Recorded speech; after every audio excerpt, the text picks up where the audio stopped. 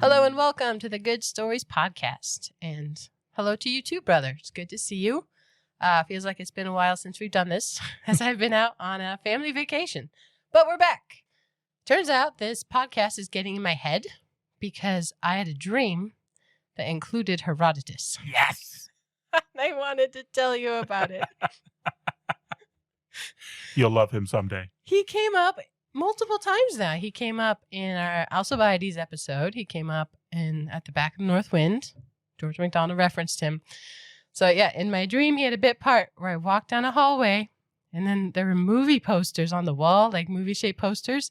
He was there in the big, like, movie text letters said Herodotus. And it looked like Charlton Heston, but like when he was jacked. Think like Ben-Hur type era, Herodotus. So I'd watch that. It's so trendy. I had to tell you. Anyways, we're ready for a new adventure today. And this one's set back in the French Revolution. And as the book describes it, in the year of grace 1792. This one is called The Scarlet Pimpernel. And it's a wonderful story written by the Baroness Orczy. I apologize now immediately for a terrible pronunciation of any French words in here. There's a bunch. I don't know how many we'll try for, but the story's worth it. It's been made into multiple movies over the years and was also a Broadway musical. And really, they're all great. But the books were actually a series of adventures. They describe the brave league of British gentlemen who risked their lives to save French aristocrats bound for the guillotine in the name of liberty, equality, and fraternity. These are truly admirable values that were twisted into a bloody revolution that sent men, women, and children to literally lose their heads at the bloody guillotine. The secret leader of this intrepid group was named the Scarlet Pimpernel, with a calling card of a small red flower that grows in the British countryside. So, if you're ready for a daring adventure mixed with romance, deception, and bravery, it must be time for a story. It is the French Revolution, and it has progressed toward what became known as the Terror. Aristocrats were being sent to the guillotine as fast as they could be captured. During this time, an unknown English hero, going by the name of the Scarlet Pimpernel, became the talk of both England and France by rescuing scores of doomed aristocrats from the guillotine. The French revolutionary Chauvelin travels to England intent on unmasking and catching him. Here we meet the beautiful and brilliant Marguerite St-Just, who is married to the wealthy but foppish Sir Percy Blakeley. When Chauvelin learns Marguerite's brother is in league with the Scarlet Pimpernel, he uses the information to force her into spying for him. She is torn between desire to protect her brother from the guillotine and loathing for being part of trying to bring down the noble hero, the Scarlet Pimpernel. When she and Chauvelin discover the secret identity of the Scarlet Pimpernel, what follows is a race back to France to see whether the hero can escape the deadly trap laid for him. Very good. I should say that this is fiction set in a historical setting. So the terror really happened. But sadly, the Scarlet Pimpernel is an idea, an archetype, really. But a really fun one, a really cool one. This is a much more drama-filled adventure story than the last few we've done. Yeah, and for me, this was great because I had never read this before. This was my first read-through of this story, and so I didn't know how it would end. I had seen the old movie, which I loved, but the book is very different from the movie, and so it was a lot of fun for me. To be clear, you have not seen the old movies. You are correct. Because there are some really old ones. Like, I think there's a silent movie version, and then one with Leslie Howard. Leslie Howard. I believe he did one. And then I think there's even another one, plus the one that you're talking about that came out in the 80s, I think. Very young Jane Seymour. Jane Seymour, Dr. Quinn, Medicine Woman. She's so good in it. And what's his name? Anthony Andrews. And a very young Ian McKellen. As the bad guy. Yeah. Can we talk about that name for a moment? So, yes. Watching the movie, I had always thought it was Chauvelin with an R. But in my book, there's an N. So is it Chauvelin? It's like Chauvelin. Chauvelin. It's not Chauvelin. It's L-I-N. Chauvelin. Again, I apologize to the French. No R's at all. And yes, Marguerite Saint-Just. So we'll try to be careful on this one because there are more characters than there have been in some of our other stories. But don't worry, the ones who are really important, their names pop up again. So don't get overwhelmed. The important ones keep coming around. Yeah, this was written by the Baroness Orczy. Again, probably not saying it right, but I'll stop apologizing now. We've done that. No, I think we should apologize to the Hungarians because we're going to definitely butcher this. So I tried to look up how to actually pronounce her full name. And if I have this right, it's something close to Emushka Orczy, where the Emushka is essentially my little Emma. Oh. It's a diminutive of it. And then Orczy, of course, being her last name. That's not her full name. Well, she is nobility, so of course there's going to be more. Hey, I'm just going to throw myself at this. This is her full name. Baroness Emushka Magdalena Rosalia Maria Josefa Barbara Orczy. I'm impressed. Well done. 1, 2, 3, 4, 5, 6, 7, 8 names. I mean, wow. But she was born into aristocracy, but in Hungary. Yeah, but then she married into aristocracy in England. Yeah. And that's where she really made her life at that point in England. She wrote a lot of stuff besides the Scarlet Pimpernel. She actually became pretty famous as a detective author. Did you know that? I learned that doing this. So, yeah, a lot of drama series and murder mysteries. I found a fact about them that they like to go to plays and then leave before the ending. And so they'd go home and write their own ending, and then they go back and see how it lined up. I think that's really fun, just as an exercise. They enjoyed theater and the stories and all that. So, yeah, really, really cool practice. I might need to start doing that with movies. That is pretty good. Well, especially for a storyteller like she was. I do want to talk about the Detective Club just a little bit more. This is totally a tangent, but it was formed in 1930, and it makes me happy because the first president of the club was G.K. Chesterton. Really? Yes, he was the first president in 1930. The club actually still exists. It has had a continuous membership since that time, and some of the names in it are just incredible. In terms of the founding members, Baroness Orczy was definitely one of the big ones, but it also included people like Dorothy Sayers, a man named Ronald Knox. All sorts of really, really famous people were in it. And then over time, other famous authors like Agatha Christie was also a member of it. Is this a writing club? It's kind of a writing club. Here is the oath that you had to take to join the club. I think this came from Chesterton. I think he wrote this one. The oath is... Do you promise that your detective shall well and truly detect the crimes presented to them, using those wits which it may please you to bestow upon them, and not placing reliance on, nor making use of, divine revelation, feminine intuition, mumbo-jumbo, jiggery-pokery, coincidence, or act of God? A lot of this was based off of these detective authors loving the idea of what they called fair play.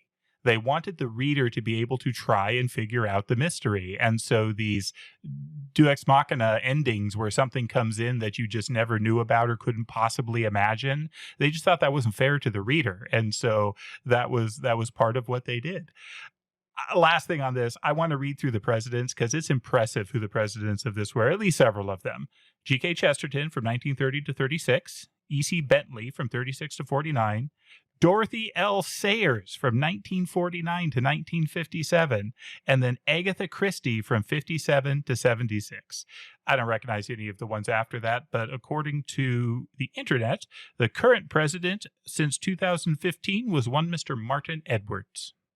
I did not know about the Detective Club, so she just made this as a thing just in the community in London? Yeah, I think it was a group of them all got together and decided to be a part of it. I mean, it was something they wanted to do. Oh, and so, that's great, especially very fun. for authors getting together and discussing ideas and distributing clues. I like jiggery pokery very much. I was reading that they would sometimes actually write their own works, but they would do it kind of in sequence, where one author would write one chapter and then they would pass it on to another one of them to write another chapter. But they had, I think, an envelope with sort of the final solution that went with it so that you couldn't just totally go off the rails, so that there was some continuity. But yeah, very interesting. Oh, no, I had no idea. That's really fun. She did grow up in Hungary as an aristocrat, an aristo. But there's a memory. She was a little girl when peasants torched their estate. So she didn't have a lot of love for the idea of the Republic, abusing aristocrats. And you can feel that in this. I mean, this is not a big political book or anything like that, but you can definitely feel the tension there between the abuse of the aristocracy, even though clearly there were reasons that were behind this as well. So it's both. But she, I read she lived in Brussels and Paris and London, and also Monaco. And she died in 1947 in Monte Carlo, I believe. So this was published in 1905. So this has actually made it past its centennial. Oh, very cool. I mean, this has been around a long time and been loved a long time. So that's really cool about it. Well, and if you get into this, I think you'll see why it was loved. It's just a good story. It's very fun. One other thing, if I may, on the Baroness. This was published in 1905, but a fairly major event happened a decade later with World War I. And this is actually one of the things that she was really well known for, was her involvement kind of in England during World War I. She founded something that she called the Women of England's Active Service League. Are you familiar with the concept of the white feather? I am, because I watched Downton Abbey. Oh, there you go. It's actually kind of sad. It is. The theory behind it, as I understand it, is they said, okay, the women of England, let's try and shame the cowards into going to war. And that was really the way they thought about it. Shaming cowards to doing their duty and going to war. Which was any fighting age man. They would publicly shame them with a white feather. They'd hand them a white feather. They would bring it to them. And to some degree, it really worked. A lot of these guys did sign up for war, but this got dark fast. They would do this to anybody that they thought, why are you here? Why aren't you fighting? And sometimes it would be people who had fought and had lost an arm, or people who were doing service at home. Or one case I heard about was a guy who was actually on a train going to receive the Victoria Cross for his services in war that got handed one of these feathers. Oh, no. Yeah, I mean, so really it got turned in a kind of a dark way, but just historically, I think it's an important thing to know about, and the Baroness was definitely a big part of that. Well, and in this book, our heroine is Marguerite, and she's a Republican. She's on the side of the Republic to begin. I mean, not when we meet her, because we kind of learn about her backstory, but her and her brother were on the side of the Republic, but it becomes a sad, twisted thing intended to be built on good things. Liberty, fraternity, equality. These are kind of categorically good things, but her perception changes of it too. It can go both ways. And the French Revolution definitely did go through an evolution of its own. So generally thought to have started in 1789, generally thought to have ended in 1799. Following the American Revolution actually had a fairly big impact on this, as I understand, because France had supported America in the American Revolution, and it was expensive. And so France had spent way too much money, was in debt. They had centuries of aristocracy gathering wealth and centuries of peasants not having wealth. And it was really rough. And so you can kind of see where the revolution came from, but it started with these high ideals, but then quickly turned into a bloodbath. And that's where we start. The time and setting is Paris, September 1792. And so I wrote down the Reign of Terror is in full swing. And so the guillotine, I mean, it's active. Like you said, they were sending aristocrats. I always wonder how they chose who. Because there were still aristocrats in the city of Paris, but they'd lock them accused of something. But yeah, the guillotine was going. It's sad how it's whole families. I mean, children. Yeah. There's not just adults who had, abused their peasants, also their children, because they had the bloodline. They had to go. But my first quote, and just to kind of paint the flavor of this opening chapter, is the lust of blood grows with its satisfaction. There is no satiety. The crowd had seen 100 noble heads fall beneath the guillotine that day. It wanted to make sure that it would see another 100 fall on the morrow. I mean, this was a party, a grim, gruesome, bloody party. And then suddenly they kind of take a break at the end of the day, and all the citizens rush to the gates because all those aristocrats are scared and they are running, trying to escape the city. They're not allowed to leave outside the gates. Is that true that all of Paris was gated? I don't know the answer to that. I would assume so. You get the sense here, like you must go out through one of these walled gates, guarded gates. Well, and they talk about barricades. I know that even in areas that there weren't gates, barricades were set up. And so barriers to people leaving definitely were a thing. It's grim. So we're following the people, the mob, really, out to one of these gates. And this gate in particular is guarded by Sergeant Bebo. It's a funny name. Sergeant Bebo, and he has some confidence in his capabilities, and he really prides himself on catching these fleeing nobles, and they enjoy it. I mean, there is toys with them. Yeah. He plays with them and takes pride in it. Yeah, so this first chapter, he's telling the story of this other sergeant who totally got duped, and these aristocrats escaped, and he's telling the story to the mob, and they're into it. And so he describes how this cart went up to the gate that day, and it was full of barrels. And the mob's like, oh, what an idiot. He didn't even check the barrels. And Bebo just cracks up. He's like, oh, he checked the barrels. That's not the trick. That's not it. They weren't in the barrels. They were the guards. The aristocrats escaped by help of the Scarlet Pimpernel, dressed up as guards. Bold and audacious. Can you imagine being that guy at the gate? This cart has gone out, and then all of a sudden, these people dressed as French guards, speaking impeccably French, Your superiors, come running up saying, did you see a cart? Well, yeah. And they say, you fool, that was the Scarlet Pimpernel. And then the guards run out after it. But it wasn't really guards. That was the escape. That was the costume. That was the disguise. I love that. Yeah, well, and the guy, that sergeant, was executed. He too went to the guillotine. There was no forgiveness. This was a sin to let aristocrats leave. I mean, they truly believed and hated them, that they were the root of all evil in their city and country that they loved. But the end of this story is interesting because the crowd thought it was really funny that, he didn't check the barrels and what a dummy. But the crowd this time, now that they know how it ends, the crowd this time said nothing. The story certainly savored of the supernatural. And though the Republic had abolished God, it had not quite succeeded in killing the fear of the supernatural in the hearts of the people. Truly, the Englishman must be the devil himself. Yeah. What a cool reputation for this guy. I mean, he's rescuing people. Everyone's talking about him. Our friend the guard, who enjoys catching aristos so much, well, he gets his chance. And again, this does a really good job of painting a picture of kind of what people were thinking. She talks about the fashion at the time and how women would be carrying these ribbons around with them. I mean, I picture an ornamental like ribbon on a stick sort of thing.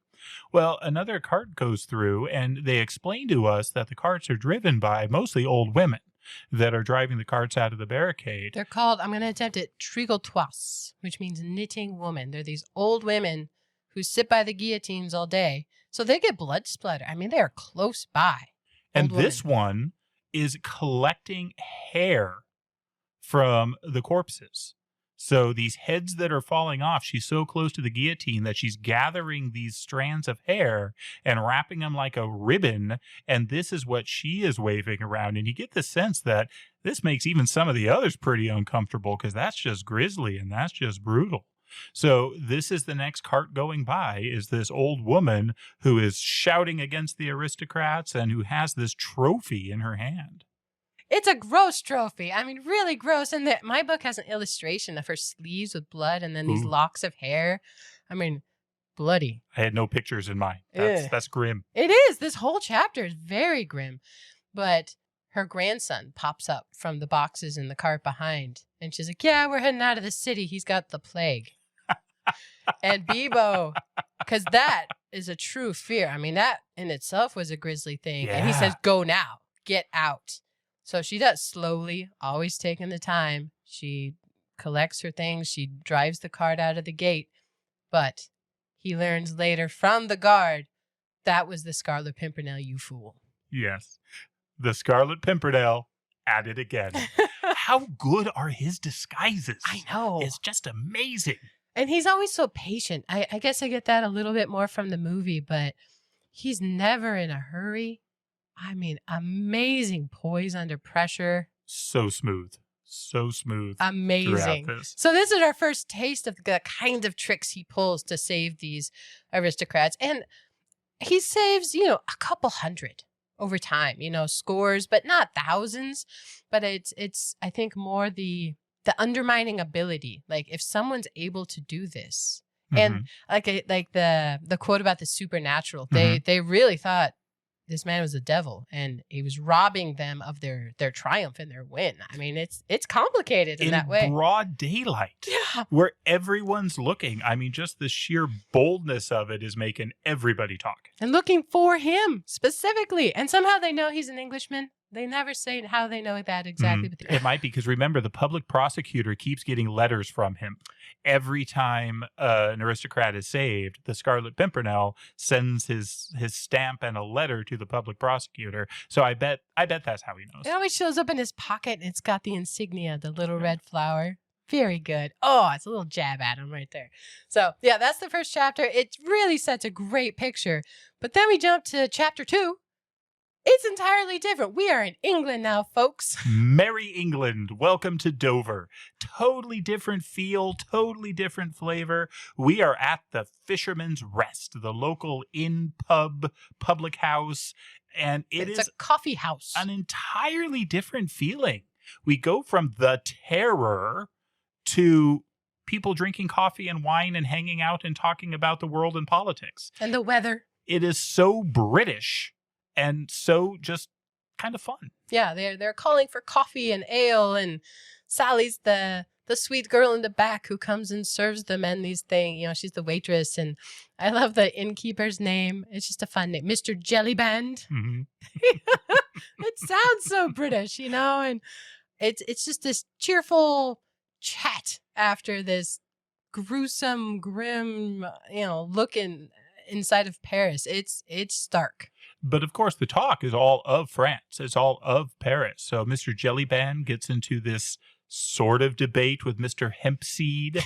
Mr. Jellyband likes talking politics. Mr. Hempseed likes quoting scripture.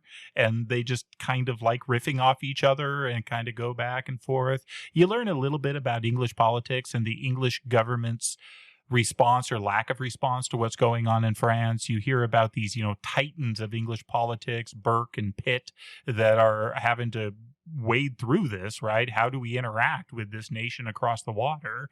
And what do we do? And it's a good setting. It's a way of introducing us back to England. Yeah, and it seems like Britain and really a lot of other countries, they didn't approve of what they heard was happening across the channel, but they weren't going to interfere either. And that's why the Scarlet Pimpernel is such an exception. He was a British man intervening in the way that he could. It wasn't the government stepping in by any means. The two names out of this chapter that you should remember are Sir Andrew Ffoulkes and Lord Anthony Dewhurst. And I get those two mixed up all the time. Andrew is in love with Suzanne and the other one's not. Okay, that's how I remember. We'll meet her soon. But we learn, are part of the League of the Scarlet Pimpernel, which is funny how public it is. They are just chatting in this public house. And Sir Andrew just helped an old woman and her two children, the Comtesse de Tournay and her children, to escape from the guillotine. But her husband is still in Paris. Yes. And so the daughter's name is Suzanne. And so the daring rescue hero Andrew and Suzanne, the young Comtesse, they hit it off. They're an item. They're an item now. Not approved by Mama, but yeah. So they're just chatting. They come in. Lord Anthony and Sir Andrew, they're cheerful. I mean, it's just such a flavor change from being in Paris. Dramatically, yes. So the Countess de Tournay and her kids, they were literally just rescued. They came out in the hag's cart. Yes. So this is recent, and they are here, and they're breathing relief, but also devastated by what's happening in their home country, and that their husband, is still back inside the problem. He's in danger. It's fascinating to me, too, that they were literally feet from the Scarlet Pimpernel. The Scarlet Pimpernel was the man who drove them, but the disguise was so good they don't know who he is. No one in England who's not a part of the League knows who he is. They all know about him, and the League members clearly do know who he is. So Lord Antony and Sir Andrew know who he is, but they are sworn to secrecy, and they say they're willing to die before giving up that identity. Yeah, they do specify there are 19 people in the League. 19. There's a lot of details known for how good his secret is being kept. 19. You're 2 of them. Good point. But as the Comtesse is there, they're talking about what's happened in the past. And the name Marguerite Saint-Just comes up because the Comtesse hates her. Deeply, and with good reason, the way it's portrayed. Yeah. In the past, Marguerite was part of Parisian society. She is now Lady Blakeney. Mm-hmm. She married in the past year, and we get to meet her soon. But before that, she was at the center of everything in Paris. She'd held these soirees. She was all about equality, so it didn't matter if you were high or low in social status. If you had brains or art or talent, you were invited. And so this was like the hub of learning and things. But something she said sent a man and his family to the guillotine. The Marquis de Saint-Cyr. Saint-Cyr. There it is. Going with Saint-Cyr on that one. I'm sorry, friends. With Marguerite, it does make me think about the idea of the salon. That very French concept of these witty individuals getting together, talking, exchanging witticisms, learning, all these kinds of things. It really is embodied in Marguerite. Yeah, and she, important thing about her, she was an actress. Apparently a very good one. And she's also quite beautiful. And so she just knew everything, knew everyone inside of Paris. But she did this abominable thing, seemingly intentionally. And it's widely known. Yeah. Widely known. The people are talking about this. They're talking about Marguerite and what's happened in the past. They're talking about their escape. Meanwhile, these 2 guys are playing checkers behind them. Just casually. They're not part of the conversation. They're just playing checkers back there. So they're talking about these personal histories. And the moment the Comtesse de Tournai says, I will never be in the same room with that woman, Sir Percy Blakeney and his wife, Marguerite, show up at the Fisherman's Rest. I mean, it's almost comical, the timing. So it's awkward. And even more so because Marguerite had gone to school with Suzanne.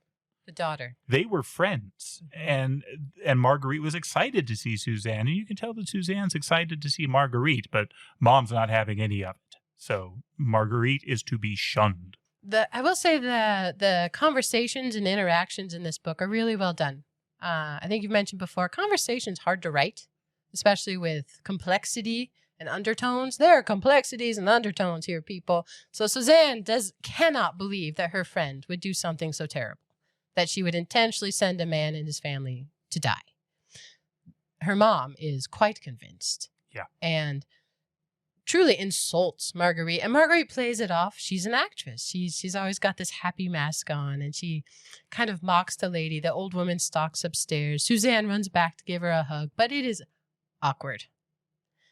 And then her husband walks in. Sir Percy. I love Sir Percy. Sir Percy Blakeney, Baronet. So many words can be used to describe Sir Percy. Foppish. Foppish. That's it. Dandy. He's just ridiculous. He's inane. He loves fashion. He loves high society. He's got this just booming, jovial laugh. He's making these little absurd puns and jokes that are just meaningless. You get the impression that he just lives for parties. We also learn he is the wealthiest man in England. And pretty good looking. Very attractive. 6 foot tall, big guy. If it weren't for the inane smile and blank expression in his eyes, there's nothing there, right? Nothing going on at home. They describe his lazy eyes all the time. And I didn't remember his backstory. Yeah. It's sad. Yeah, his backstory. So he's aristocracy and royalty. His father fell in love with a beautiful young woman, and she went insane. And his father died while he was quite young, just I think out of heartbreak. Mm-hmm. But yeah, he's super rich, has all this going for him, but he's just annoying. It says that the people who knew Marguerite, because she admired intelligence and witticisms and abilities, that she would marry this guy. Like, her friends were like, no way. Yeah. Really? Really? I mean, again, it helps that he's the richest man in England. But even that, the people that knew her thought, well, that doesn't make sense. Yeah, she was didn't care never much into that before. about the money. But yeah, it describes his clothes. He wears priceless lace at his wrists and throat. I mean, really over the top. He's good friends with the Prince of Wales, which is the Prince of England. That's a big deal. So he's in with the royal family. He's popular. He's just so funny. He's a fun guy to have at parties. Probably infuriating to be married to. Well, and you see here how much she kind of mocks him. She does. I mean, but her interactions with him are light. Mm-hmm. They tend to be condescending. They tend to be a little bit mocking. And you really kind of wonder, why are these two together? But he is devoted to her. Yeah, she does comment on how thoughtful he is and always very generous.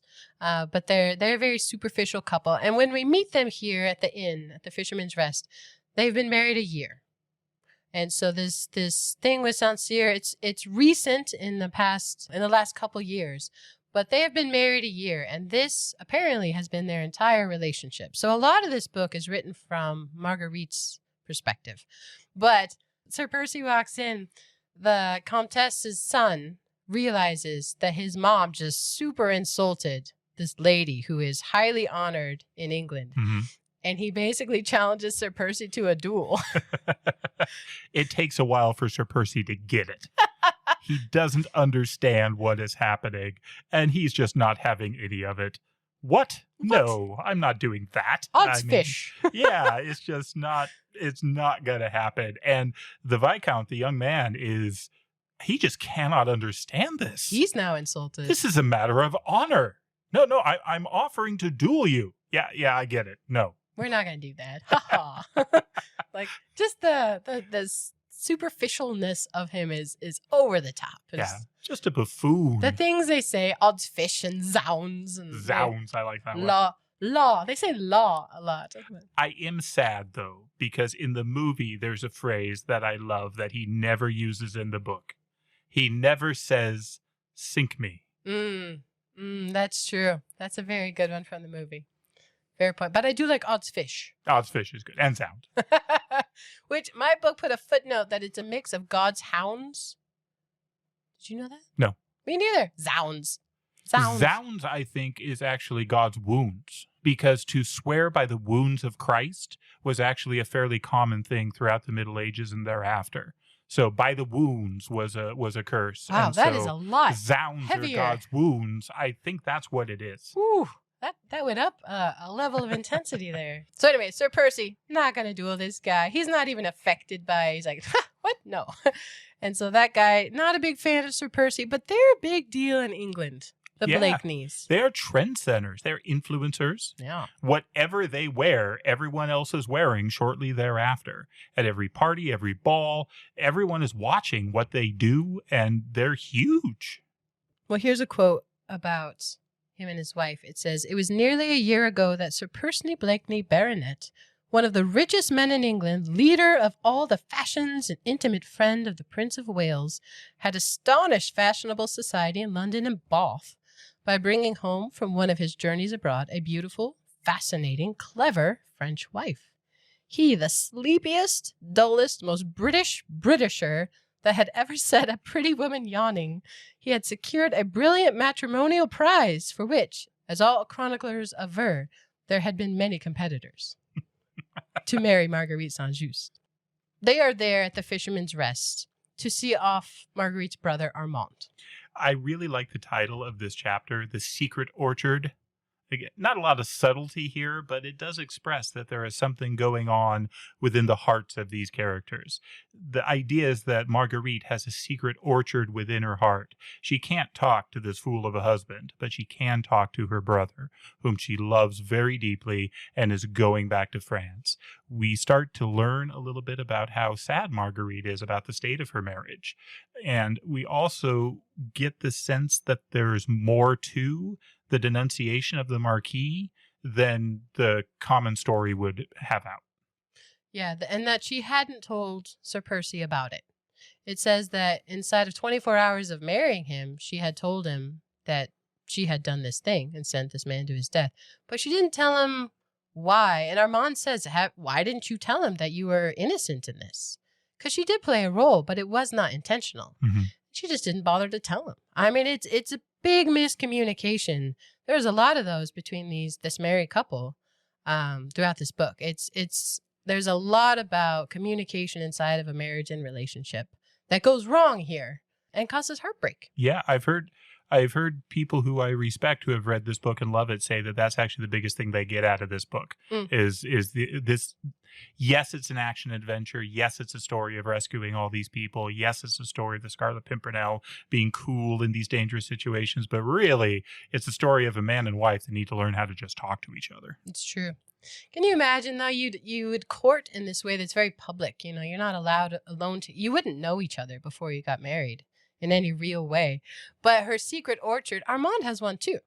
Mm-hmm. It's both of them are not fully open with one another. They're keeping things from each other. And what a time for it. I mean, there's dangerous things. He's going back to France. He works in Paris as part of the Republic. And here's a quote there. Sir Percy's yacht, the Daydream, great name for a boat, was ready to take Armand back to France, into the very midst of the seething bloody revolution, which was overthrowing a monarchy, attacking a religion, destroying a society, in order to try and rebuild upon the ashes of tradition a new utopia, of which a few men dreamed, but which none had the power to establish. So, I mean, these are big political, movie, shaky, people are dying. Mm-hmm. And her brother, who she loves dearly, is going off to be in the thick of it. So this is an emotional time for her. But he does. He leaves off on this boat and she watches him go. Sir Percy stayed back at the inn to talk to his friends, Andrew and Antony. Mm-hmm. Mm-hmm. Yep. But she takes her time watching him go and just is thinking deep thoughts. As she's thinking deep thoughts, she meets somebody else that she knew from before. And this is where we are introduced to one of those guys who was playing checkers before in The Fisherman's Rest. So this is the French revolutionary Chauvelin. Is that how you say it? How do you say it? You say it. I say Chauvelin, but go with it. All right, we'll go with it. He reminds me a lot of Javert from Les Mis. He has that same bulldog tenacity. This is a true believer in the revolution. He is out to kill every aristocrat he possibly can, and he has his heart and mind and eyes focused on identifying and capturing the Scarlet Pimpernel. But apparently he knew Marguerite back in France. Apparently he was hanging out at some of these salons with her. Yeah, so he knows her, and she's happy to see him because she's lonely and sad. But he asks her to spy for him in so many words. And she says, never would I participate in such villainy. But he tells her, find him for me. Because she's at the center of society. She knows everybody. And they know this guy has to be a gentleman. He has to have money. He has to have position. But she tells him no. But meanwhile, he was playing checkers with somebody else. Yeah. So that guy slipped under a bench at some point. So he is there listening. I think, was it when Chauvelin gave the toast? Could have been. I think he gave a toast to the king. And while all eyes were on him, his little buddy hid. Yeah, so they have a spy in their midst inside the inn that no one knows about. So she tells Chauvelin no, and she leaves with her husband, presumably back to London.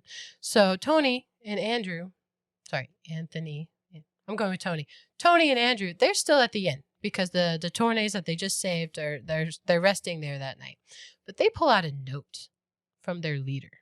And it's funny because they're like, we can't be public about that. You're in a public house, boys. And they've been very public up to this point. Truly. But this note, we know it's from the Scarlet Pimpernel because the flower is noted, which is the calling card. That's what they know. But at that moment, the guy under the bench pops out and Chauvelin bursts in and they kidnap these two men, these two gentlemen. Yeah, these Frenchmen who are sneaking into the country capture these two not royals, but nobles. Mm-hmm. It is an outrage, one might say. Name of the chapter. But what I have here is the note, because it's actually a couple of them. One of them is from Armand. Yeah. And it says, Armand Saint-Just, a traitor after all. So Chauvelin now knows Armand's going back to Paris on behalf of the Republic to work, but really he is in league with the Scarlet Pimpernel. And he says, not a bad day's work. That's an important little piece of information. And he's going to use it. Chauvelin now has influence. Leverage. Over Marguerite. This takes us to the opera. These are wealthy people. These are nobility. And they are at an opera. And Marguerite is watching this performance. Chauvelin sneaks into the box. And Chauvelin is just an awful, awful person. He makes it clear that he knows that Armand is in league with the Scarlet Pimpernel, and now Marguerite has a choice. She either has to face the death of her brother at the guillotine, or she can spy for Chauvelin. He's so annoying how he brings it up, because he's sneaking into this box. He's not supposed to be there, especially alone with this woman. But he takes a long time to get to the point of being like, I know this about your brother. You're going to do this for me or he dies. But she does push back. She doesn't want to do this. Mm-hmm. Okay, the thing with Saint-Cyr, it was an accident. She had meant, we learned more about it, but she had made a comment in passing that she should not have made. But there was no intent for harm. Not in that way. None. Yeah. Here, she would be intentionally harming the Scarlet Pimpernel and spying on her friends to do it. So the quote is, Chauvelin was putting the knife to her throat. Metaphorical knife. She was in a tangled web that she could not escape from. And they call it the either or. Either you do this or your brother dies. Mm-hmm. And at this point, the Scarlet Pimpernel is just an idea to her. Everybody's excited about him. They wear the Pimpernel on their clothes and in their hair. I mean, he's a big deal. She does. She does. She wears red flowers in her hair and on her clothes and things for that reason. But he's not her brother. It does say that her and Armand, they didn't really have parents, so he's brother, father, and mother to her. They were very close their whole life long. So she really doesn't have a choice here. No, she really doesn't. One of the other documents that gets taken during the outrage is we learn that the Scarlet Pimpernel is going to be at Lord Granville's ball. Lord Granville is the Secretary of State for Foreign Affairs, and he's throwing this massive ball, and the Scarlet Pimpernel in the letter says that if his liegemen wanted to come speak with him to meet him there. So Chauvelin now knows that he's going to be at that ball. He also knows that Marguerite is the pinnacle of society and can do whatever she wants at this ball, and this is what he's putting his hopes on, that she's going to be able to discover his identity. And it's crazy it happens after the opera. If I were to go to the opera, I would go home and go to bed. No. Oh, yeah. Don't they have dinner at like 11 at the party? Crazy. It's way too late. The other thing that Chauvelin does, though, is he sets free Anthony and Andrew. This seems like it would be suspicious, but he basically just lets them go, unlocks the door, and because he knows that they're going to go to this ball and they're going to try and contact their leader. Yeah, so the next step is they're at the ball, and here's a quote about Chauvelin. He says, he was blindly enthusiastic for the revolutionary cause. He despised all social inequalities, and he had a burning love for his own country because the English don't want him there. This is English aristocracy, and there's this guy who's in France killing their friends and compatriots across the channel. But he is blind to social nicety. He doesn't care at all. Yeah. He is there for one purpose. Yeah, I don't think it's that he's blind to it, it's that he doesn't care. He's above it. Because he is observant, he is smart, he is sharp. They keep referring to him as a fox. They describe his fox face. He witnesses stuff, but he's a smooth customer in his own right. He's always taking his time to do his pinch of snuff, which he very much enjoys. Really into the snuff. Oh, really into the snuff. At this party, though, we see Sir Percy start to shine. The fop is back. And everyone's talking about the Scarlet Pimpernel. Sir Percy is just making the Prince of Wales laugh. He's making everyone laugh. He's joking. Can I read the poem? Read the poem. The poem that Sir Percy writes about the Scarlet Pimpernel. We seek him here. We seek him there. Those Frenchies seek him everywhere. Is he in heaven? Or is he in hell? That damned, elusive Pimpernel. This is wildly popular at the party. They love it. They eat it up, and he eats up the attention. Yes. He has a presence, that one. He claims he came up with it simply while tying his cravat. Well, it probably took him a while, so makes sense. But we get to meet the Prince of Wales here as well.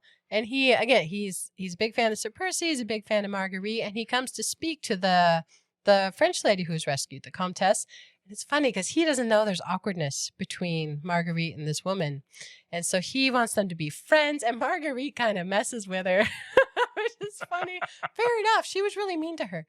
The other thing the Prince of Wales does is speak to Chauvelin, and he commends the Scarlet Pimpernel to him. Directly.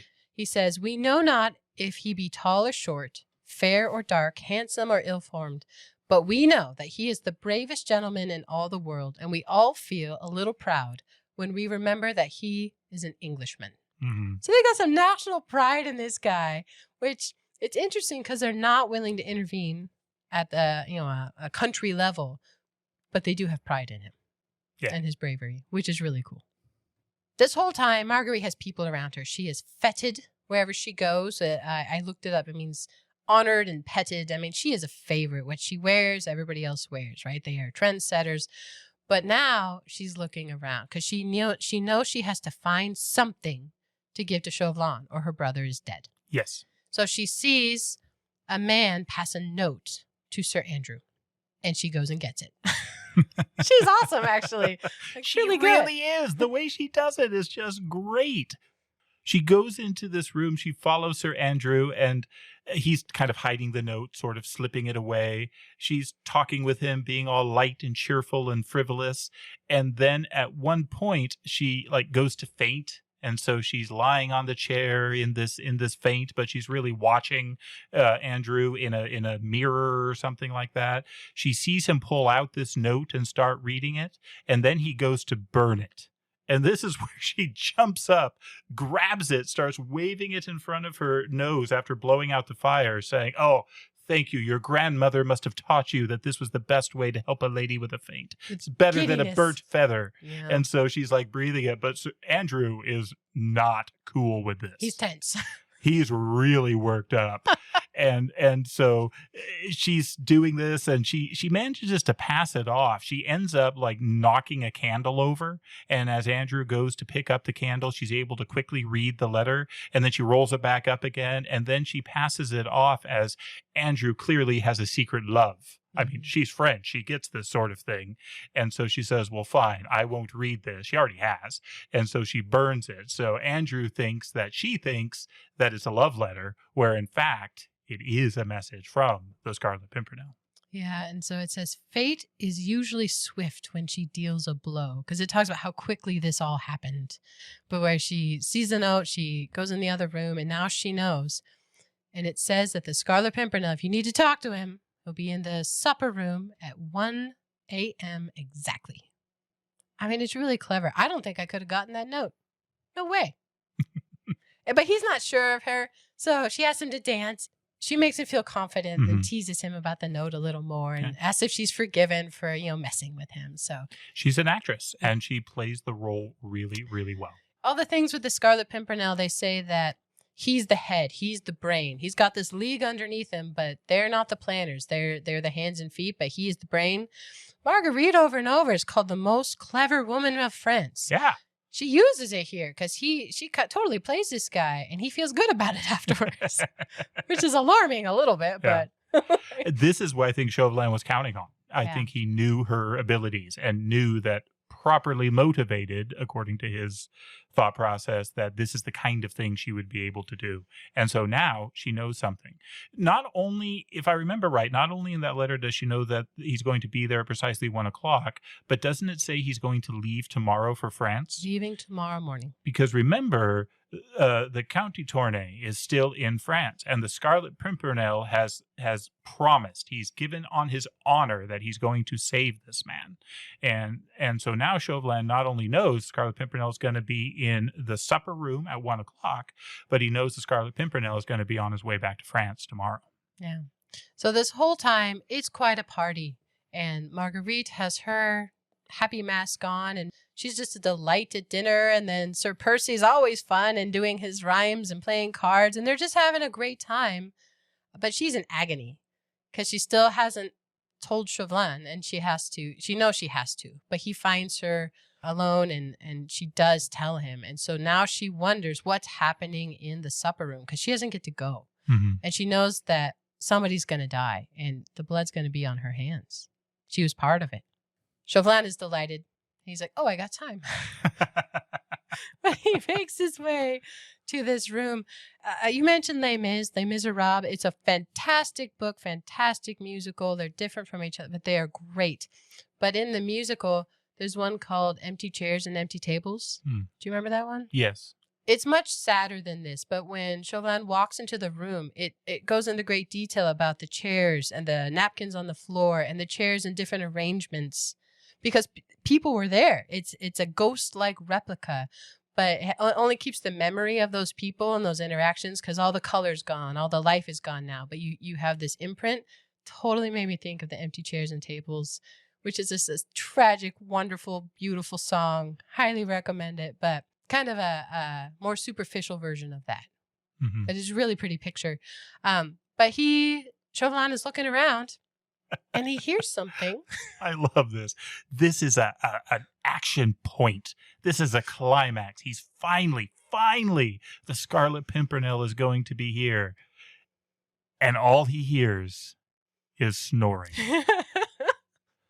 The fop, Sir Percy, is asleep on a chair. He had a good dinner, and it's late.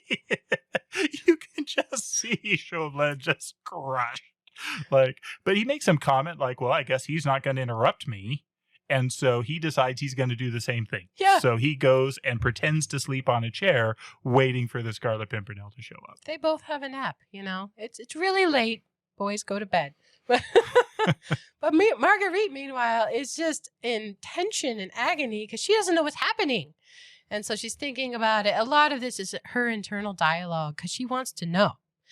And Chauvelin's not about telling her stuff. He was about using her. Yeah. So it's just this torturous waiting. Finally, the party's wrapping up, and she does bump into Chauvelin on the way out. And he basically tells her, well, there's a thread, and you better hope that thread doesn't snap. Ooh, it's a little chilling. Very much. Remember that Chauvelin at this point has a document that incriminates her brother Armand. This document is the life or death of her brother. And what Chauvelin has promised is that the moment he meets the Scarlet Pimpernel on French soil, or the moment he knows he's going to meet him on French soil, he will give this document back to her. And he's not giving it back to her. And so she doesn't know what happened in that room. She doesn't know if anyone was there. And so this is the thread. It does make you wonder, well, what is the thread? I mean, he only saw Sir Percy in there. What's going on? Marguerite definitely still does not like Chauvelin. She doesn't like any of this. And she's pretty bold to him. She's looking for hope. And she's not getting any. She knows she's not getting any from Chauvelin. And I think this line is great. So as she leaves, she says, I am only conscious of one hope, citizen, and that is that Satan, your master, will have need of you elsewhere before the sun rises today. I mean, she's still calling him out, even though her brother's life is in his hands. Yeah. Yeah, so there is something about Sir Percy that she does like, is that he likes to drive his own horses home late at night, and they sit out under the stars. I think it's early autumn in this. And she loves this time. They don't talk. There's none of that. But he's very good with horses and hands, so there's no fear with it. And it's just this beautiful time outside, especially after the busyness of their parties and things and all the talking that they do. I think this is such a respite. But it's talking about her thoughts. And here's a quote on it. It says, she was thinking about how thoroughly a human being can be buffeted and overmastered by fate. And this had been borne in upon her with appalling force. If anyone had told her a week ago that she would stoop to spy upon her friends, that she would betray a brave and unsuspecting man into the hands of a relentless enemy, she would have laughed the idea to scorn. But here she is. This does kind of open something up, though, because they get home to their house at Richmond. That's where they live, and it's this it's this palace. All the servants are still awake waiting for them. They try and send the servants to bed when they get home. But Marguerite finally tries to talk to Sir Percy. Yeah, she calls him back. They both end up walking the garden separately. But she calls him back, and she does try to open up. It's the first time in a year since they've been married that St. Cyr's name comes up. And Sir Percy is, again, shallow, superficial in his responses initially, but it's the start of a conversation. Mm-hmm. And so it wouldn't even be really believable at this point to just crack that open right away. But this is the point, I think, where she recognizes, oh, there's a mask on him too. It's not just her and her gaiety and joy and how she plays the room. He's got one too. Yeah. And they are able to, cracks appear in both of their masks. They start to come up. You're right, they're not able to go in depth. And the one thing she's not able to do is trust him with the secret of Armand and the secret of the Scarlet Pimpernel. She is not able to trust him with that at this point. Yeah, but she does tell him more about St. Cyr, and she says, my pride sealed my lips. She communicated it badly at the beginning and gave him this distrust and distaste for this thing that she had done. Where really, they say over and over, she was morally innocent. Mm-hmm. The story behind it that we learn is that St. Cyr had actually sent men to beat up her brother to within an inch of his life because he dared, as a commoner, to love one of the daughters of the family. And so they pummeled him. I mean, they just almost killed him, this brother that she loves. And so what came out of that was she was angry with the St. Cyrs. She wanted them embarrassed, humiliated, brought down, hurt, but she never wanted them dead. And that's the change. And we learn, too, that when she realized that what she said was being used to sign their death warrant, she did everything she could to try and influence it so that they wouldn't go to the guillotine. But by that point, it was too late. Yeah, but there's still these walls, so there's progress, but still walls. A quote about Sir Percy is, his whole attitude was one of intense longing. He wants her to tell him the secret, because clearly she has some. He says, a veritable prayer for that confidence, which her foolish pride withheld from him. When she remained silent, he sighed. Yeah. And that's when he goes back into the house. But it is a step. It's a start. And so then from Marguerite's perspective, she's inspecting her own heart and she realizes, oh, there's love there now. It's been buried, but it's still there. And this is a good quote. It says, a woman's heart is such a complex problem. The owner thereof is often most incompetent to find the solution of this puzzle.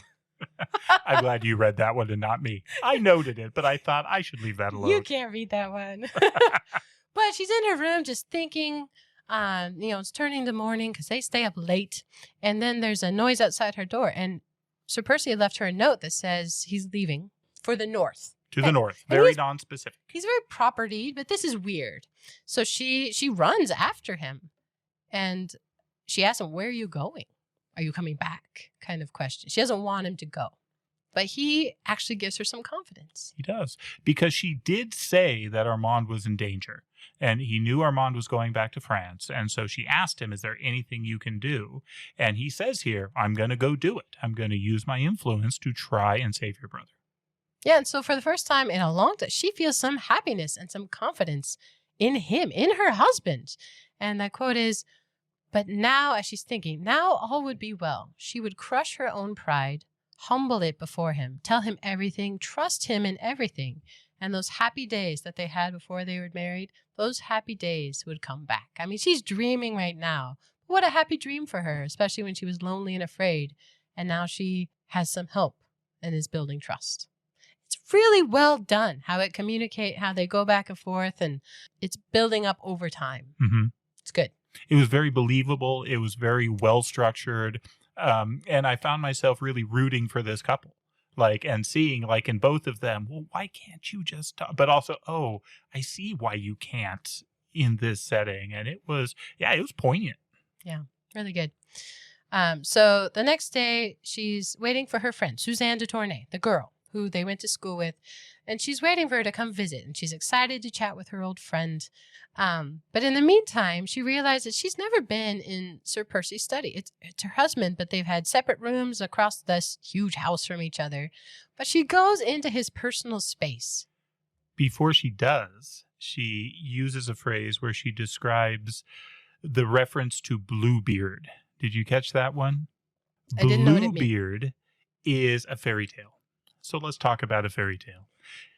I got this from Andrew Lang's Blue Fairy book. I think it was a Charles Perrault fairy tale to begin with, but the story of Bluebeard is actually pretty horrible. The story goes that Bluebeard was a man with a blue beard. He was tremendously wealthy, tremendously powerful, but he was so ugly with this blue beard that no woman would go near him. However, it does become apparent that he has had at least 7 wives in the past, and nobody knows where these wives went. There is a young family, or a noble family that has 2 daughters, and Bluebeard is desirous to marry one of them. Doesn't care which one, but he's looking to try and marry one of them. So he applies all his money, all his charm, he fates them, and basically the younger one finally says, well, okay, maybe he's not that ugly. I guess I'll marry him. So the younger daughter marries Bluebeard, and he gives her the keys to the house, walks her around, but he says, you see that room over there? You are never allowed to go in there. This sounds like Beauty and the Beast. If you go in there, you will die. I will kill you if you go in that room. I mean, it's stark. Of course, what happens, he's away and she goes in the room. He gives her the key to it, but she's not allowed to use it. She turns the key in the lock, opens the door, and it is grisly. The bodies of the 7 previous wives are dead, lying around the room. There's blood on the floor, and she drops the key. She's horrified. She picks up the key, closes the door, locks it up, but blood got on the key. She tries to wash it. She scrubs it with sand. She does everything she can, but the blood is magically stuck on the key. Bluebeard comes home, says, where are my keys? Sees the blood on it, and he says, now you die. You're going to go into that room with the rest of them. So he grabs his saber. He's about to behead her, and she says, wait. Give me time to pray. He says, I will give you less than half of a quarter of an hour. So she gets 7 minutes, right, to go do this. So she goes into a room, but she's not praying. She's looking out the window, and she sees her sister outside the window, and she's saying, basically, what do you see? What ends up happening is her 2 brothers end up riding in just in time. They kill Bluebeard. She is saved. She gets all his money. She ends up becoming happily married to somebody else. It's a terrible story, but the hallmark of it is this forbidden room that to enter it is death. And that's what she references before going into Sir Percy's study. Why are so many fairy tales so messed up? Truly. That's awful. It is. There's a couple in the Blue Fairy book that like haunt me to this day. That one, and then the Yellow Dwarf is miserable. But Don't anyway, talk about it. Sorry. It haunts you. Moving on. I was not expecting that. Wow. Okay. This turns out more positive than that. Spoiler. I hope so. Jeez. She goes into his study and she's surprised because he is a flamboyant, overly dressed, over the top man in public. But his personal space is stark and bare, and there's a couple maps on the wall. It is stark within the study, but there is one picture, a full-length portrait of his mother. The mother that went mad and died young, and she was beautiful. She sees a lot of Percy in the picture of his mother. And so this portrait there is the one thing that is beautiful. She sees this relationship to his family in a way that's not just tragic, in a way that there's something personal and beautiful. Yeah. The other thing is she sees things like his account books. She had always known he was one of the richest men in England. She had just taken that for granted, but she wondered, yeah, how do you manage that? If you're an idiot. He must be good at business. He must be able to manage this well. So she's learning things about her husband from his place where he lives. As she is exploring this room and learning about Sir Percy, she kind of kicks on something on the floor. She finds something on the floor, doesn't really know what it is, and she goes and she picks it up. What she picks up is a ring. And here, reading from the book, Marguerite turned it over in her fingers and then studied the engraving on the shield. It represented a small star-shaped flower of a shape she had seen so distinctly twice before, once at the opera and once at Lord Grenville's ball. It is a Scarlet Pimpernel. What's funny about this to me is she's the most clever woman in all of France. And she just found this ring with a Scarlet Pimpernel. But his disguise was so good, she still doesn't quite get it. Like, what? It says her nerves are fraught. So she kind of, in my mind, she staggers out of this room. And her friend Suzanne shows up to tell secrets and to talk girl talk right there. And Marguerite's just overwhelmed with, what? But Suzanne is talking about how the Scarlet Pimpernel, this wonderful man, has promised to save my father, and he's leaving today. He's going to save him today. And I think this is the moment she puts it together. Yes. The ring, her husband, traveling today. Sir Percy Blakeney is the Scarlet Pimpernel. Who saw it coming? I mean, amazing. It is ridiculous. It is so cool. He is so cool. Yeah. I mean, this is the idea of the hidden superhero. I mean, this is Batman. This is Superman. Zorro. This is Zorro. It's I thought of great. Zorro with the aristocrat thing. No, yeah. Good but, point. I mean, he had a mask. Or Bruce Wayne. Sure, Batman works too. Yeah. Marguerite is overwhelmed with this, but a courier shows up with a letter. It's the letter from Chauvelin returning her brother Armand's traitorous letter to her. So that is the clincher. She knows, Chauvelin knows who the Scarlet Pimpernel is. Because the slender thread was there was one person in that room at precisely 1 o'clock. He was a snoring fop, but he was in the room. Well, that thread bore out. And so now Chauvelin knows that Sir Percy is the Scarlet Pimpernel. And now Marguerite knows that her brother is safe, but her husband is not. And it's on some level her fault. Yes, it's totally her fault. Okay. She was pressured into it. And those dummy guys for talking in a coffee room. Honestly. Yeah, maybe it's their fault. Yeah, come on, Tony. Yeah. Jeez. Well, they come back into the picture. They do. So the quote from Margaret, she is smart. She has a plan. Says she stiffens. Her eyes, they have an inward fire, and she has this resolute and unbending will. She has clarity now and direction and a next step. She's going to go help her husband. She's going to warn him that she has this enemy on his tail. And to do it, she requests the help of Sir Andrew Ffoulkes, the one who got captured in the coffee room and who she stole the note from. So again, he's not the brain, but he is hands and he's willing, and he loves his leader. Mm-hmm. So she goes to find him without haste, but without hesitation. This is a big deal. She's going to a country that is currently war-torn, and she is an aristocrat. She has some protection because she's British now, but it's scary. Yeah, not much. Mm-hmm. And she's also on Chauvelin's radar, right? I mean, as soon as he sees her, he's not going to say, hey, it's okay, she's here. Yeah. So, yeah, it is a very brave and very dangerous thing she's doing. Yeah, so there's definitely risks. And I think at some point she says, I hope there are. I hope there are risks. She's ready to step up and actually contribute and be a partner in this thing. Because it's not that she just has some respect now for her husband.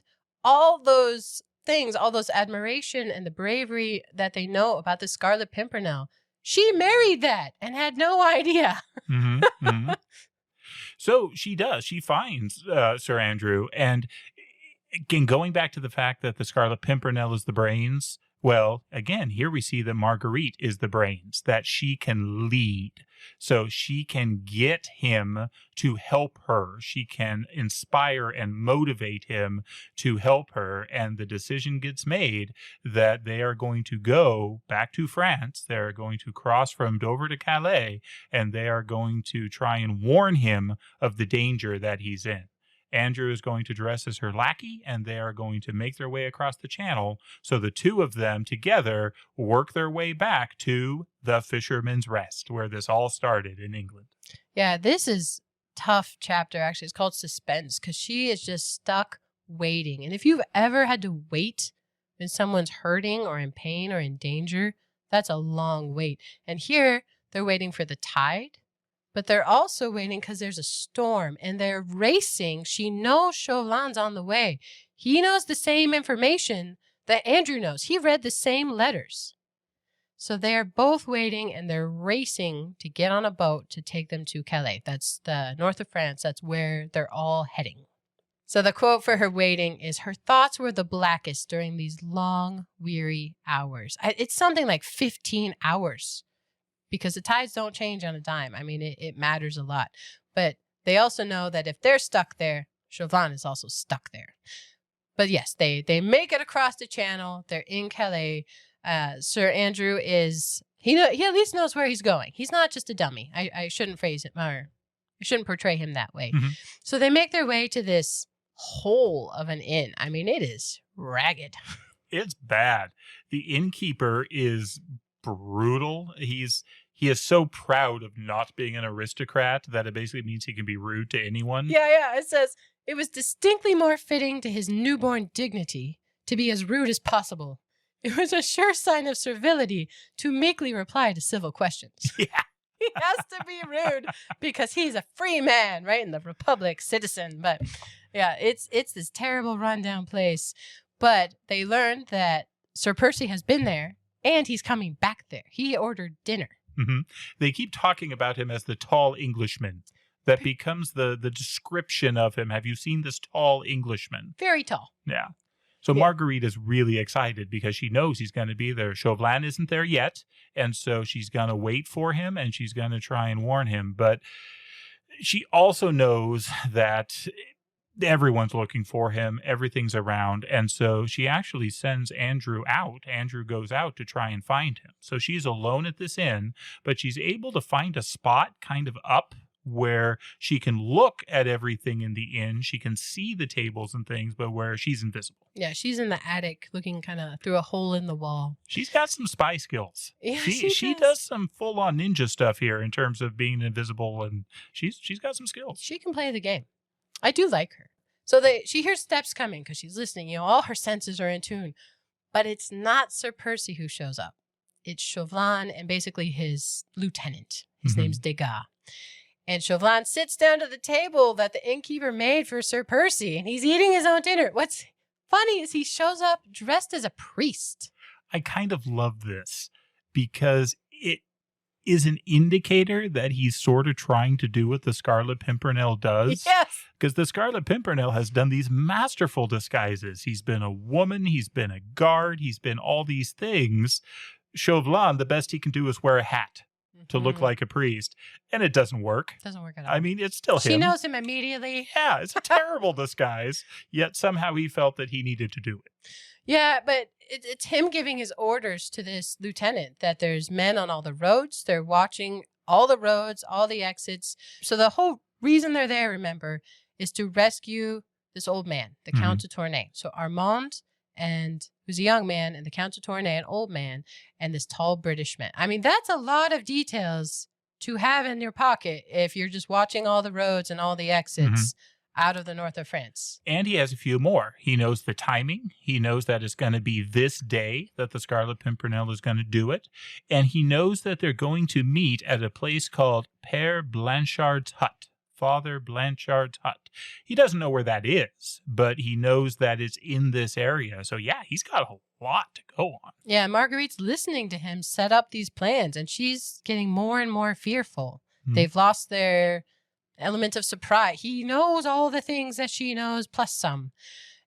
And so Degas goes off to commission these men to bring more men everywhere. They just got men everywhere. But then suddenly she hears some very loud British singing. And it's so Sir good. Percy walking in singing, "God Save the King." Bellowing. He is not even trying to hide. He is Sir Percy, and he has arrived. So he walks in, and he does not know. I don't think he knows Marguerite is there. No, he does not. He does not indicate in any way that he does, but he immediately knows Chauvelin. He's like, "Oh, how nice to see you. Nice outfit." So that didn't work.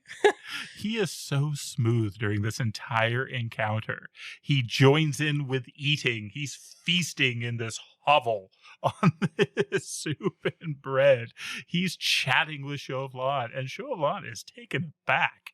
He's not sure how to react to any of this. This is just strange, but he knows he's got him because his men are going to come back. He told Degas to come back with men, and so he's just trying to kill time to make this happen.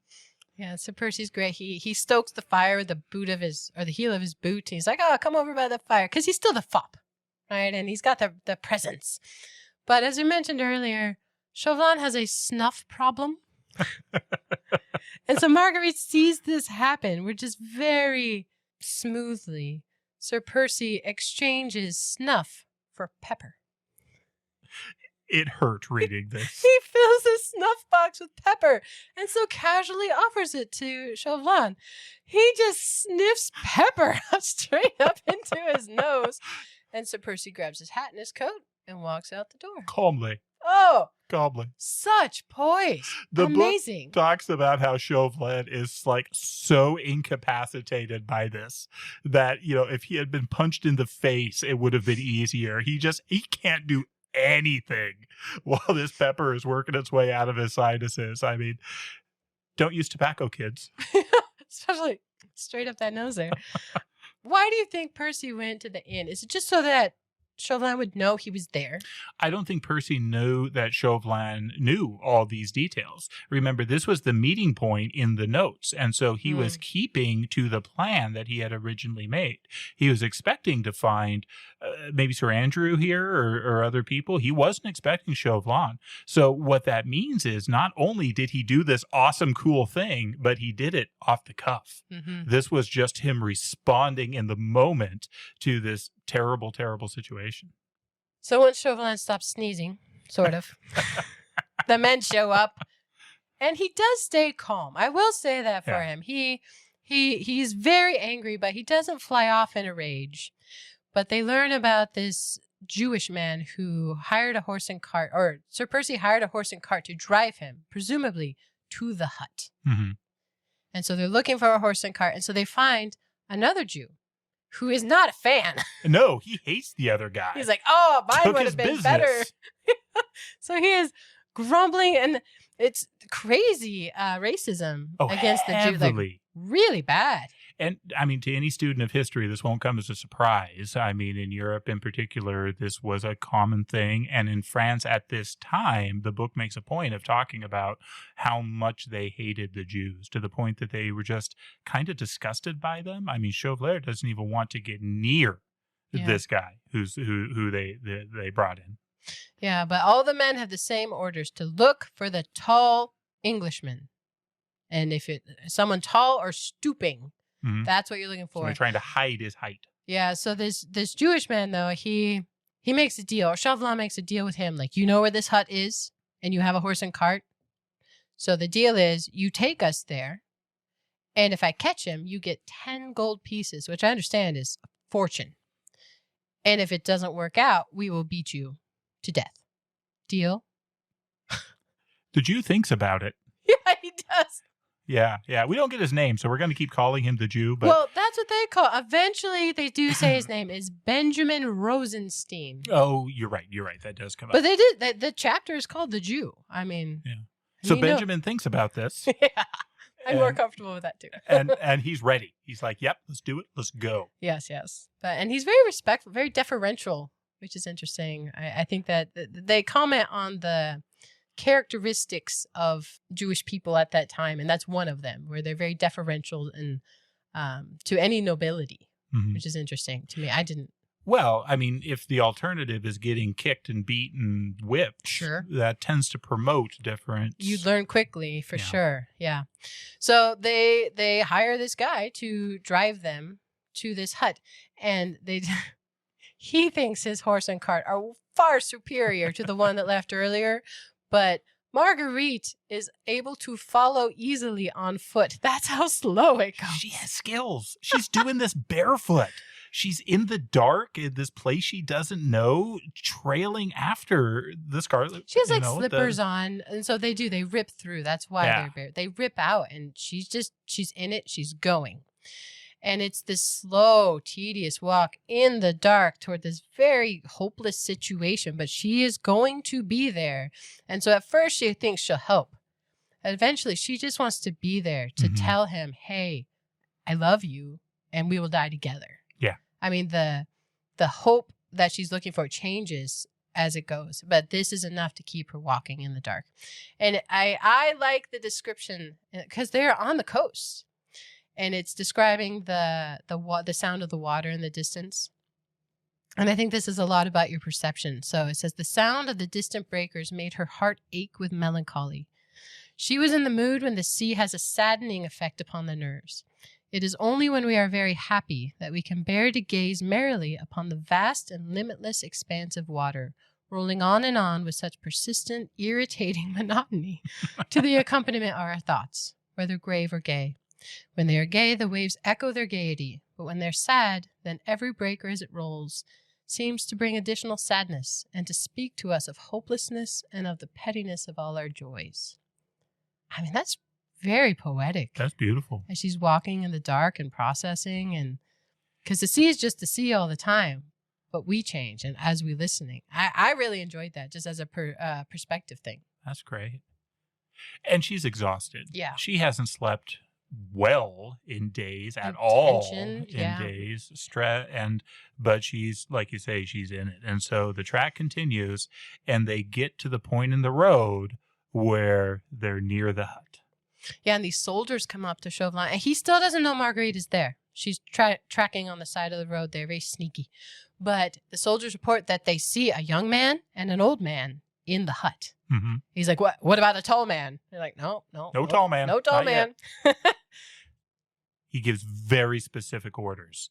He is going to close this net. So he sets the net around it with all his soldiers, and he tells them it is the tall man or the man hiding his height. Until he comes, do not do a thing.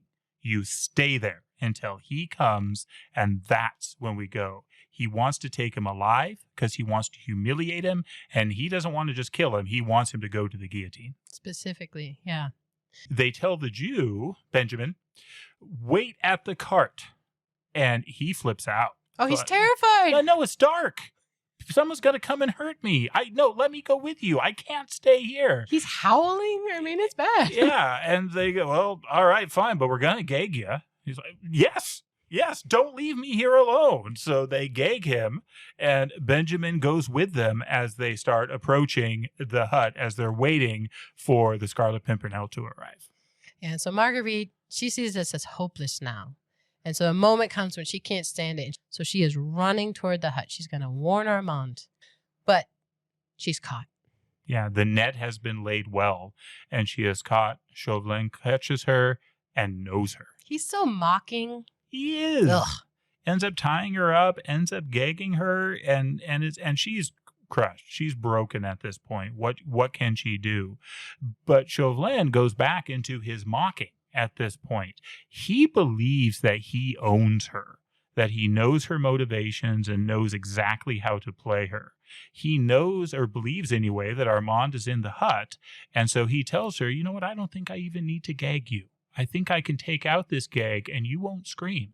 Because the moment you do, my men are going to kill everyone in that hut, including your brother.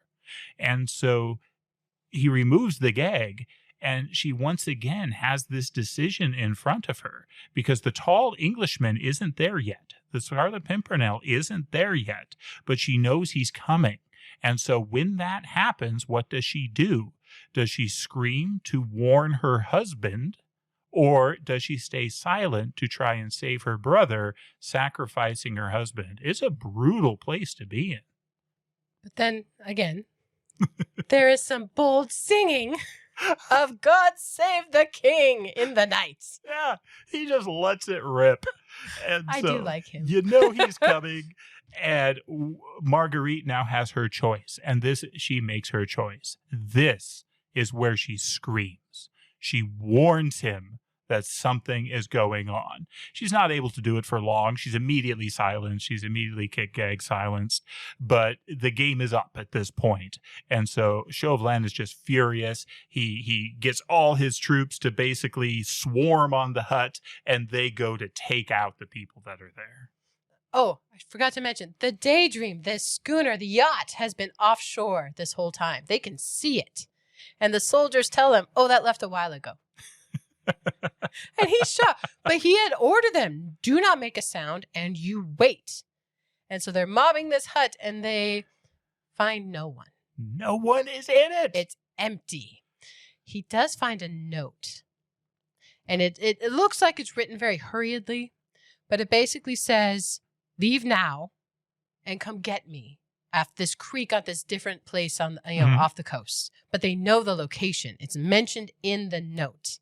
And he's so upset with the soldiers, like, why did you let them go? He's like, you told us not to do it. And we were following orders. We obeyed your orders. He's gah. But Chauvelin, he's indomitable. He's hard to keep down. So now he's got another clue. Yes, the Count de Tournai has escaped, but now he knows where the Scarlet Pimpernel is going to be. And if we get back on the road and hurry, we can get there in time. But Chauvelin is also cruel. And petty. And there was an agreement he had made with the Jew, and he decides he's going to keep this agreement. He asks him, do you remember what the agreement was? And you can see the fear just coming into Benjamin's eyes. The agreement was that if I don't catch him, I'm going to beat you. And so he gets two of his guys, who are the most meanest and the most ruthless. They take off their belts, and they go to town on this poor guy. Yeah, so Chauvelin feels a little bit better because he has a next step and there's still a chance he'll catch him. And he at least got that guy beaten. What a weird victory. Yeah, totally. But the quote is, Chauvelin is standing in the night. It describes it's beautiful out there. But Chauvelin cursed nature, cursed man and woman, and above all, he cursed all long-legged, meddlesome British enigmas with one gigantic curse. He's not winning right now. But he has a job to do, and so he goes to do it. He has now beaten the guy. Marguerite's a mess. I mean, she's just a puddle on the ground at this point, and so he's not going to spare men to stay and guard them or wait for them. He basically says, you two can hang out together. We'll be back at dawn. We'll come and get you later. But he's off to find the Scarlet Pimpernel. Well, she's alone and in and out of consciousness in the dark with this Jewish man who's lying there bloody and beaten. And tied up. And tied up. That's also true. Tied up. Fair point. But then, it's not God Save the King this time. But she does hear described as a very British, damn. This quote is only one pair of particularly British lips could have uttered those words. It's Sir Percy. I mean, come on. Most of us saw this one coming. But the Jew is Sir Percy in disguise. This was part of the plan. And now he's there with Marguerite. And he's done it. He's done it. They're there by themselves. He's bruised. He's beaten. He's very, very sore, but he's there. He's really ticked off that he couldn't fight back. He's like, this might have been the only time a British gentleman didn't, fight back. Next time I'll get him. But the other thing that happens is Sir Andrew pops back up. Percy sent him around the longer way, timed it perfectly, where he pops up. They have a plan to meet the yacht at a different place entirely. It just works all together with a pretty little bow. Him and Marguerite have a quick conversation, and she basically asks him, did you know the whole time? He's like, yeah, I knew the whole time. He did know about Chauvelin the whole time, and that he'd know where the inn was. So I wondered why he went back there.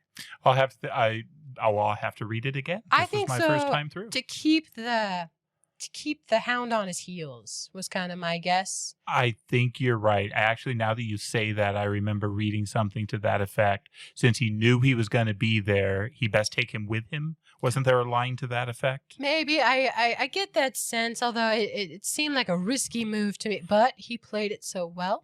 I mean, he's amazing.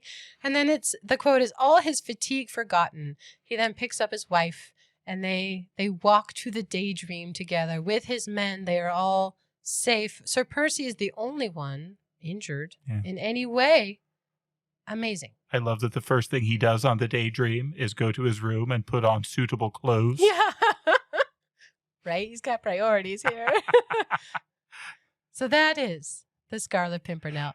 I loved it. Yeah. I really loved it. I love the movie too, particularly the ending. Different is ending. Wildly different, Mhm. but so good Both in good. its own way. And Sir Percy is just so smooth. The whole scene with the snuff and the pepper, it was so good. I loved that. Yeah. And I love that he and Marguerite get to reunite.